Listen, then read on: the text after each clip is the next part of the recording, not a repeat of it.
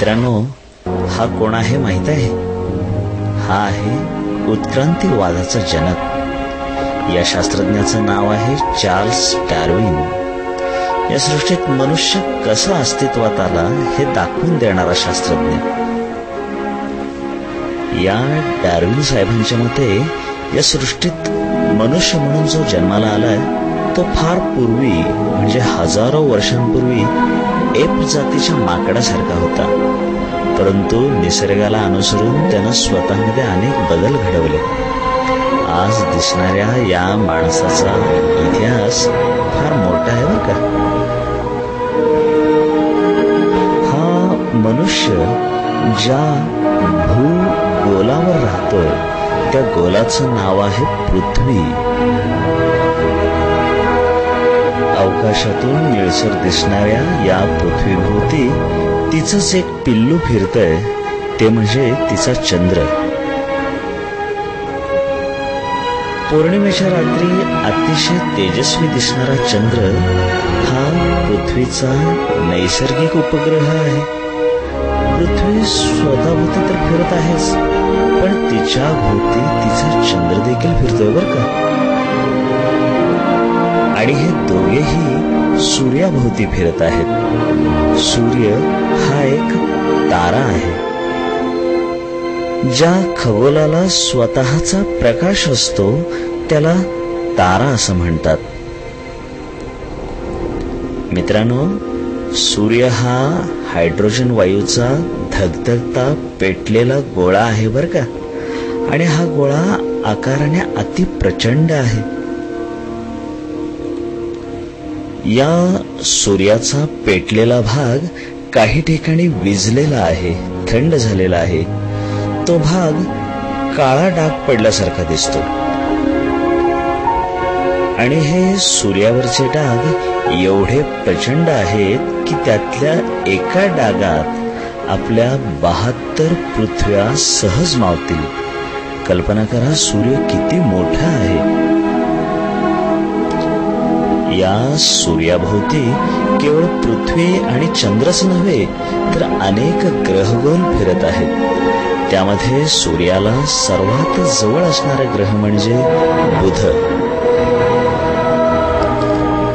त्यानंतर नंबर लागतो तो शुक्र ग्रहाचा. अतिशय तेजस्वी असा हा ग्रह. शुक्रानंतर सूर्याभोवती फिरणाऱ्या ग्रहांमध्ये नंबर लागतो तो आपल्या पृथ्वीचा. आणि बरं का रे मित्रांनो, आपण याच ग्रहात राहतो. आणि पृथ्वीनंतर सूर्याभोवती फिरणाऱ्यांच्यात नाव घ्यावं लागतंय ते मंगळाचं. मंगळ तांबूस असा दिसणारा हा ग्रह किती सुंदर दिसतो पहा. उगाचच कुंडलीत ते मंगळाला, एवढ्या सुंदर मंगळाला माणसं का घाबरतात तेच कळत नाही. मंगळानंतर लहान मोठ्या आकाराचे दगडाचे तुकडे फिरत आहेत. आणि या तुकड्यांचा एक मोठा पट्टाच सूर्याभोवती फिरतोय. याला लघुग्रहांचा पट्टा म्हणतात बरं का. अनेक छोटे मोठे खडक या पट्ट्यामधून सूर्याभोवती फिरतायत. या पट्ट्यानंतर सूर्याभोवती फिरणाऱ्या ग्रहांमध्ये एका मोठ्या ग्रहाचा नंबर लागतो बरं का. तो आहे गुरु. हा गुरु ग्रह आपल्या पृथ्वीपेक्षा 11 पटीने मोठा आहे. गुरुनंतर आहे शनी ग्रह. या ग्रहाला त्याच्या सभोवती फिरणारी एक सुंदर कडी आहे. हा देखील पृथ्वीच्या 10 पट मोठा आहे बरं का. शनीच्या पलीकडे आहे तो युरेनस म्हणजे हर्षल ग्रह. आणि हर्षलच्या पलीकडे फिरत आहे तो आहे नेपच्यून. आणि नेपच्यूनच्याही पलीकडे एक बटू ग्रह फिरत आहे. त्याचं नाव आहे प्लुटो. हे सगळे ग्रह सूर्याभोवती फिरत आहेत. सूर्य हा अवकाशातील एक छोटा म्हणजे मध्यम प्रतीचा तारा आहे. त्याच्याभोवती फिरणारी ही त्याची ग्रहमाला म्हणजे सूर्यमाला आहे बरं का. मित्रांनो, सूर्यासारखेच आणि सूर्यापेक्षाही मोठे असे पुष्कळ तारे या अवकाशात पसरलेले आहेत. खूप दूर अंतरापर्यंत हे तारे आणि तेजोमेघ पसरलेले आहेत. तेजोमेघांमध्ये हायड्रोजनचे अतिशय तप्त असे साठे आहेत. धूलिकण पसरलेले आहेत.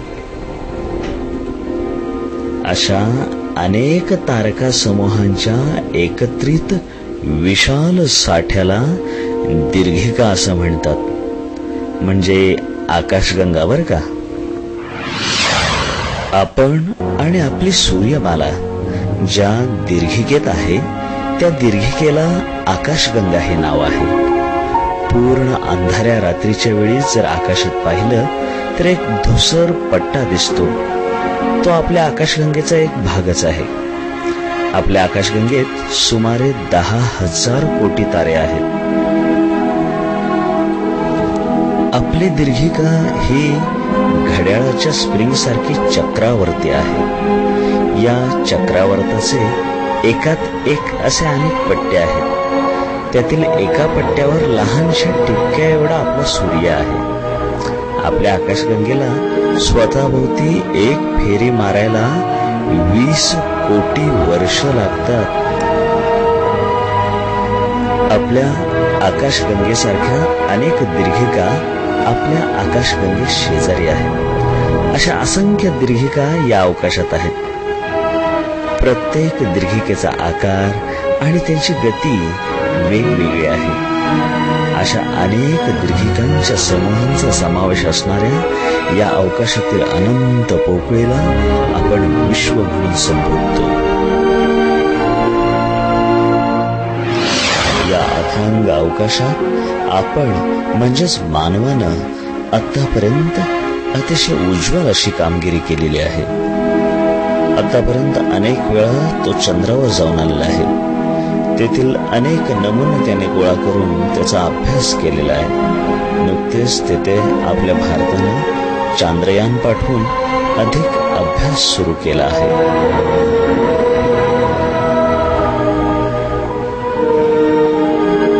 चांद्र मोहिमेत यशस्वी झाल्यानंतर माणसानं मंगळाकडे आपली मोहीम वळवलेली आहे.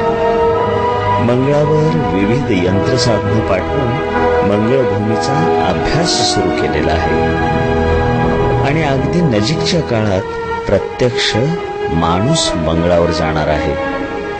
पाहूया या अथांग सृष्टीत आपल्यासारखाच कोणी आपला मित्र भेटतोय का.